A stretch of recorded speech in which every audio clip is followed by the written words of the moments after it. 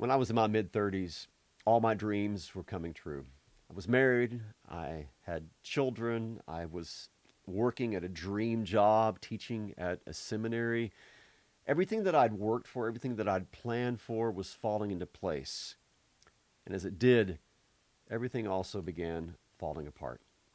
Within a painfully short amount of time, I went from being married to divorced, from seeing my kids every day to seeing them maybe 4 or 5 times a month.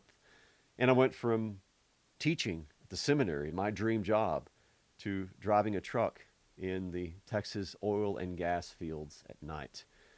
I went from a man basically with a future to a man that had a past full of painful regrets and a present that was full of shame and a future that was basically void of hope. And that's where my story begins. I was sitting in the middle of a life that I had destroyed, and I thought that my life was over. I was angry at God. I lashed out at Him. I lashed out at others. I was angry at the world.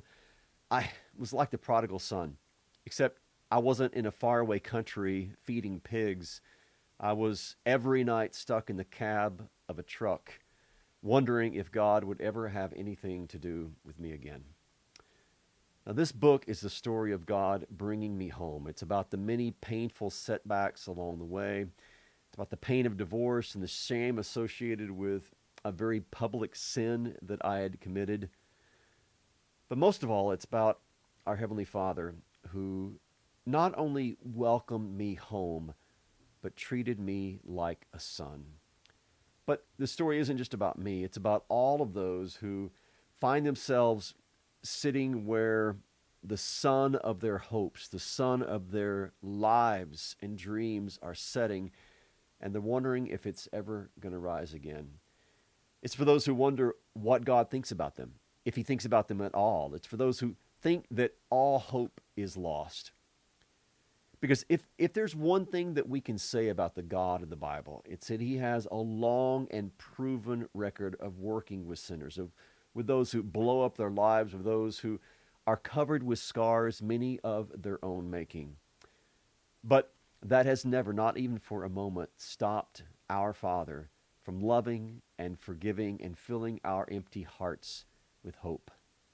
So if you're looking for hope, you'll find it in my story. You'll find the story of the God whose love knows no bounds, who will stop at nothing to bring us home, and most amazing of all, who is not embarrassed to call us His children, but boldly calls us His sons and daughters in Jesus Christ.